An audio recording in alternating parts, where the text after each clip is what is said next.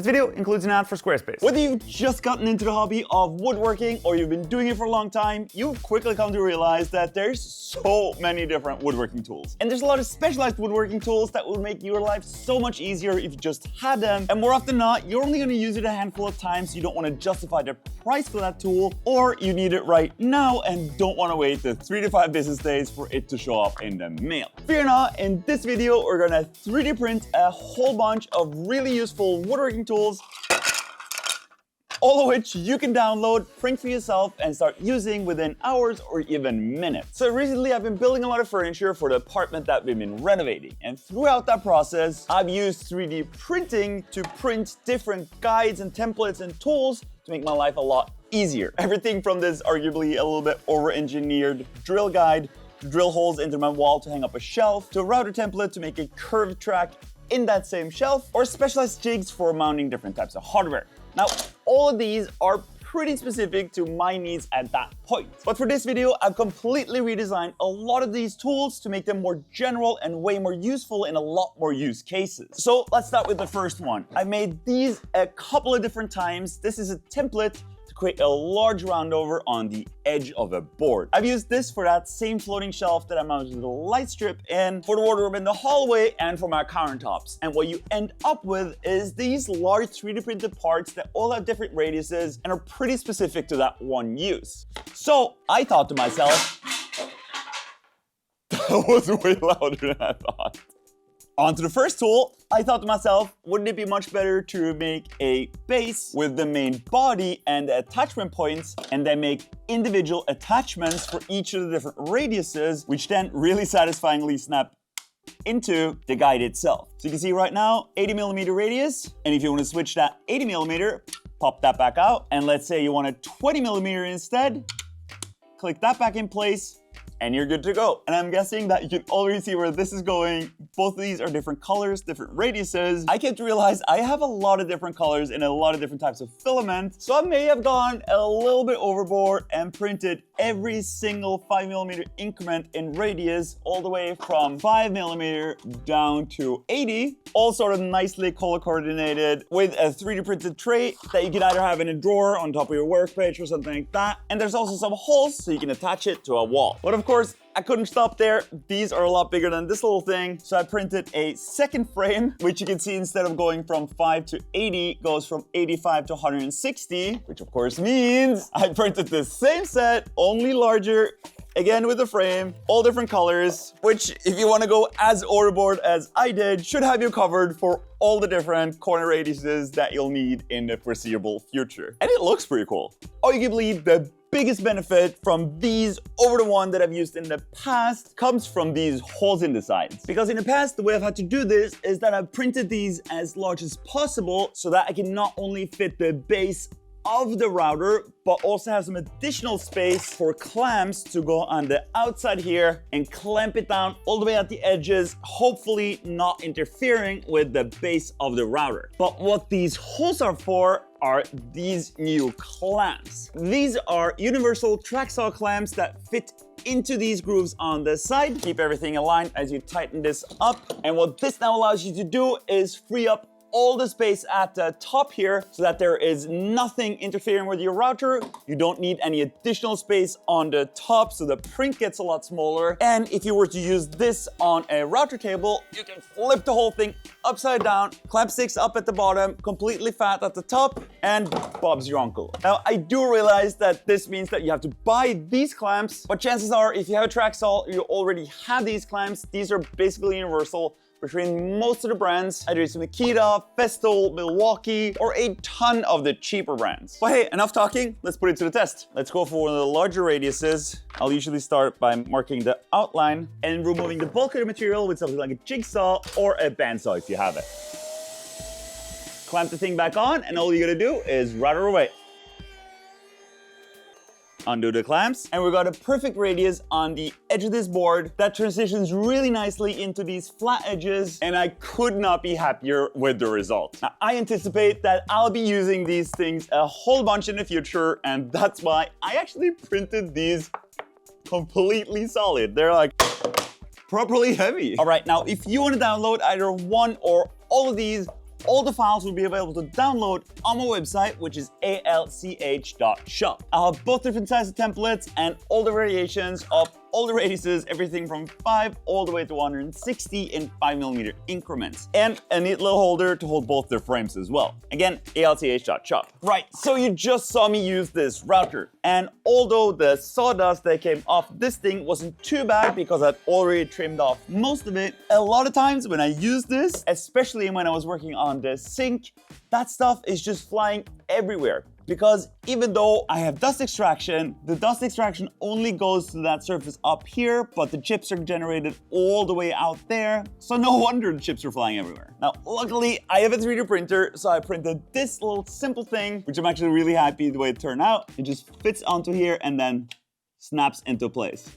Not going anywhere, but in case you want to attach it more permanently, there's holes for the 2 screws that go in there. Now, yes, unfortunately, this part is specific to this type of DeWalt router, but at least it's a really common one. I think a lot of you guys probably have one of these. And who knows, if there's enough interest, I might try and get my hands on a couple of different routers from different brands so they can offer 3D files for these for a range of different routers. But enough talk, let's see if this thing actually works. Okay, so first test with suction, but no dust hood. I've clamped a board to the front of this so that the guide bearing has something to ride onto. So I think, needless to say, that didn't work too well. All right, round 2.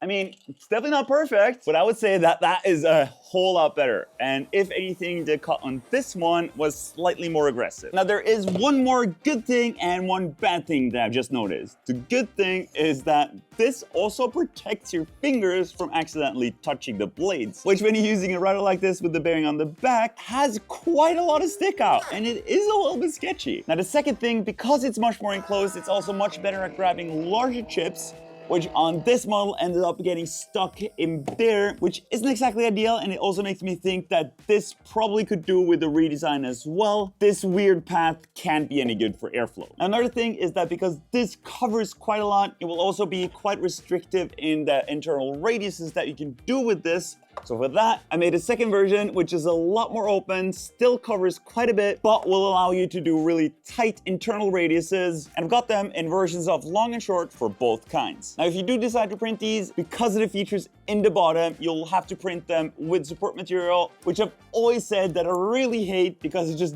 don't like disassembling all the support material. And to some degree, that is still true, but with these new generations of printers, there are a lot more dialed. Support material all of a sudden isn't such a big hassle to get rid of anymore. So just like that, we should have a part that fits pretty much first try. And support material does allow for a lot more cool and complicated features to be printed in one part. Now, I think that's also a good time to say a huge thanks to Bambu Lab for sending me a bunch of their 3D printers. They're easily my favorite 3D printers. They're super fast and super reliable. There's an affiliate link in the description in case you want to get one. So you know these large T-squares, they have all these little holes for all the different increments of all the millimeters. Really handy to have for when you want to mark a line precisely, let's say 120 millimeters away from an edge. They also make them in these little tiny versions, which do the exact same thing. Now it turns out you can just 3D print those. This one I've drawn up myself, and it has 1mm increments of holes spaced all the way from 1mm all the way up to this one has 150 millimeters. Works in the exact same way. Get yourself a lead pencil, find which hole that you want. Let's say this time I want to make 70. And the way this works is that the first hole is the number above, so 55, 56, 57, 58, 59, and 60. And depending on the size of printer that you have and the type of roller that you need, this one is 150. I've printed them all the way from like a pocket-sized 50 millimeters up to 250 millimeters, which is the standard for most normal size 3D printers nowadays. And I've got to say, these turn out surprisingly good. Like, all of these are printed with a regular 0.4 millimeter nozzle. And one of my printers has a 0.2 millimeter nozzle, which makes the quality just even better. I mean, you can almost not tell that this thing is 3D printed. Now naturally, you can print these in whatever color combination that you want. And even though all of these are printed with printers that are able to switch colors automatically, you don't need that at all. Only the very first layer on these are printed with the contrast color. So if your printer can't switch colors on its own, that's completely fine. Just make sure to pause the print after the first layer, switch filaments, and then print the rest with the contrasting color. Now, I also just want to show you guys something. Even though this might look like a pretty simple thing to design, and sure, if you download this should print pretty much just like this on most printers without too much messing about in the settings. I spent a lot of time trying to figure out the best and easiest way to print these. All of these are all different prototypes and tests for distances and types of text and settings for raised text and lower text and everything in between. I must have printed like 20, 30 different tests before I got the geometry and the settings just right. That's also why, although you can print these on pretty much any printer, I will include all the Bamboo files in the downloads for all of these. So if you have one of the Bamboo Lab printers, the files are already sliced and it should more or less just be hit print. I hope. Should.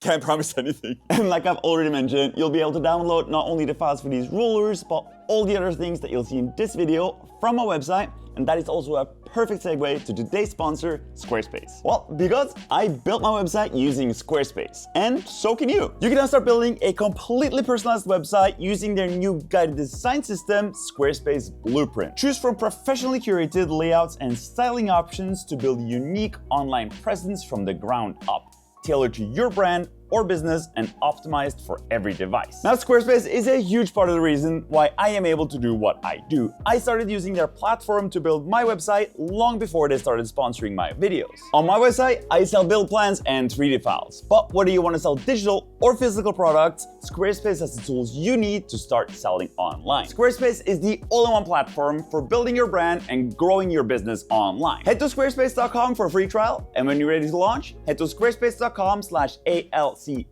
for 10% off your first purchase of a website or domain. Moving on to the next collection of parts which use the exact same technique. These are all templates printed the same way. First layer is one color, all the other layers are another color. What are these for, you might ask? These are all different types of guides for cabinet hardware. This one is, for instance, for the mounting plate for door hinges. And these specific ones are made by Bloom. Now, all the hardware and all of these guides will be made specifically for Bloom hardware. That's the hardware that I've always used. I cannot recommend it enough. I've used the hinges and drawer slides and a bunch of other really cool things from Bloom. Basically, all around workshop and in the entire apartment that we just renovated. All of that to say, I hope Bloom doesn't get mad at me for making these 3D printed files available for you guys to download. Because let's face it, if you're just gonna install one or two of these hinges, you might not be keen on spending the money for one of these cases full of these awesome tools and jigs, which all do a fantastic job. And if you're a professional and gonna do a lot of these, are 100% worth buying. But they're pretty expensive. So if you're making like a wardrobe and want to install 4 of these and maybe a set of drawers, I'm hoping that you would rather spend the extra money on a nice set of door slides and hinges and not also have to buy the expensive guides, which are fantastic. So the way Bloom has chosen to do this is to just make this thing adjustable and be able to do a lot of different things. That's really cool, but also really hard if you want to do it 3D printed and cheaply. So I've just made them really simple and they only do one thing. So the holes on the front here, amongst other things, are the holes that you need to install the mounting plates for the door hinges. This one is adjustable. These just come in a bunch of different versions, so you can print out the one that you need. All the ones with numbers are for fronts that are inset. The standard one is the one that is overlaid, and naturally is the one that has the door that's overlaid on the outside of the frame, which is the most common thing to do. But if you want to go a different way and do like I did for a lot of the furniture at home and have the doors inset into the inside of the frame, all of these numbers are for the thickness of the front. I normally use 19mm, so this is the guide that I would go for. And all the hardware that Bloom makes has one of 2 types of hole spacing. Either it's the one that has the holes above each other or back to back, which would be the corresponding pair of holes. Now to test this out, I built a little demo here, just like they do on television. This already feels like a TV shop type of thing where I'm trying to sell you stuff anyways, so. It's very safe, it's durable. You say, oh God, Harold, are you okay? actually, I didn't have it locked. We'll pretend that this is the inside of the cabinet. First thing I want to do is mark where I want the cabinet, and then I want to line up the mark with this triangle. And then you can drill the holes with one of these self-centering drill bits, which align really well in the holes in the template. And again, a tool that I recommend that you actually have to buy, but these are super useful, not only for these 3D printed guides, but for a ton of other things, like installing most types of hardware. So now that the holes are drilled, I can just install the mounting plates. And we've got the first piece of the puzzle installed. Now onto the way more challenging bit, which is the piece that will go inside the door. Now the balloon version of this jig looks like this, and it's massive. It's got 3 integrated drills on the inside, a really solid clamping mechanism, and the whole thing is like die-cast aluminum. And it is 320 bucks on Amazon. So instead, I made this thing. Granted, you need your own 35mm Forstner bit to go on the inside of it. It is a lot more fiddly, but essentially it should do the same job. Now on the most basic level, you could also just get this drill bit, mark out the locations, and just wing it, trying to drill this hole deep enough and not so deep that you drill through the whole front. And now that's what this thing essentially is trying to solve. Bloom solves it with really nice and cool stoppers. It's 3D printed another part. These two really satisfyingly snap together so that you can align the bottom part with the cutting edge, making sure this thing is all the way down. And now the trick is to align this surface with the front edge of the drill. Doing this should hopefully mean that once we remove this, the travel that the drill bit has before it bottoms out is exactly the 13.5mm that you need to fit this type of hinge. Figure out where you want the hinge, make a parallel line, align the mark to the line, and drill, hoping for the best. And just like the original one, make a huge mess. Now you can use that same guide without the drill bit, with again one of these self-centering drill bits. And then depending on the type of hinge that you have, either use those holes to attach the screws in these types, or use a larger bit to extend the holes to fit with these snap-on connections, which just wiggle in place and then snap together. And then we've got 1 and 2 attached door hinges. Now before I attach this, I have to say one thing. This one is definitely a little bit janky. It will get the job done. It does drill a hole to the correct depth, but the hole sometimes can walk a little bit, meaning that these 2 holes don't perfectly line up. What I've done is just move this guide slightly over so that these 2 holes end up having the same spacing on each side. So now hopefully we've installed a door using only 3D printed guides. Even though stuff moves around a little bit, these balloon hinges are fantastic. You can adjust these in every way possible, both up, down, and sideways, and also in and out, which allows you to adjust for the little bit of unpreciseness that you have in these. Now, one more thing, and that is that these types of drill bits come in different sizes, and I'm not sure that your drill bit will fit in this one exactly. But I've at least made 2 different versions for 2 different sizes shanks, 8mm and 10mm. Now, the actual diameter that matters is this one, which seems to vary a little bit. So you've got 2 options. If you print one and the hole is not quite right, what I've done is use either a drill bit or a reamer to make the hole a little bit larger. And for the most part, that seems to work really nice. Another option would be to actually change the file itself. I'll include step files for all of these, so you can modify them in any 3D modeling software that you have. Or you could actually do it right inside the slicer by inserting a negative part that will remove material from the 3D printed part itself. Hit print, and you should be good to go. Oh, and while we're talking about, things that this jig can do, all these holes here, amongst other things, are alignment holes for the holes in the drawer slides here. These are the same drawer slides that I've used for all my projects, both in the workshop and at home. So again, this works great if you have a lot of them, but I made this thing essentially the same thing as these, only with a bunch of individual rows for alignment options for different holes. These holes naturally correspond to the ones in here, and the different rows are just the different applications that you're using them in. So just like with the hinges, it's whether or not you have the drawer fronts on the outside of the frame or on the inside of the frame. The center line is the standard option, which is on the outside of the frame, where the thickness of the front really doesn't matter. And then the other 4 are with different drawer thicknesses and whether or not you have a depth adjustment attached. We're on to the very last tool for this video, and that is gonna help us with skirting and trim boards. I've done a lot of these over the last couple of months, both in the kitchen, in the bathroom, in the living room, in the bedroom.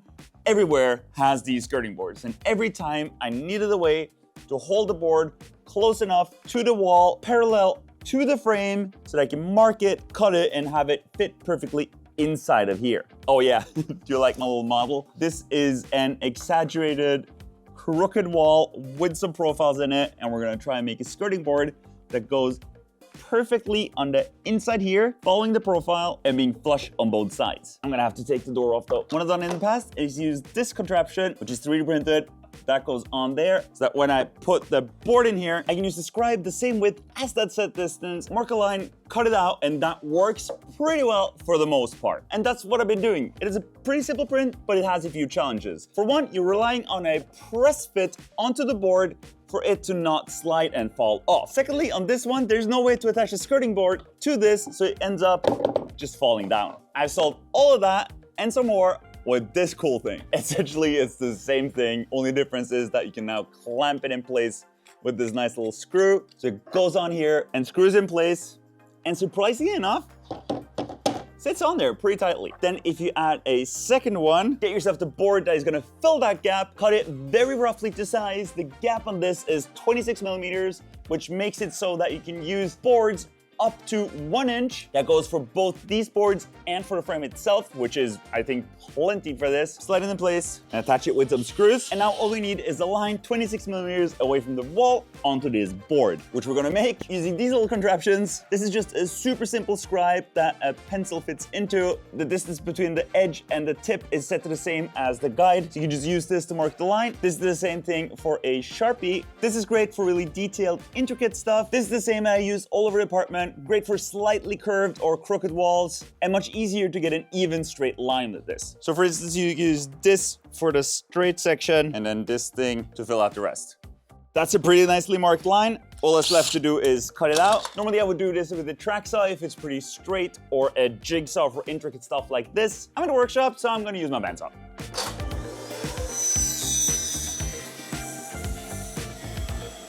All right, moment of truth, first try. That's not too bad. Now granted, there's gonna be some tiny gaps here and there, and paneling like this in the real world, I would just use a bead of caulk in the back here. But I mean, first try, that worked really, really well. Fake little TV shop door thingy with all the demos for all the 3D printed parts that I made here. Perfectly safe. And you can walk up.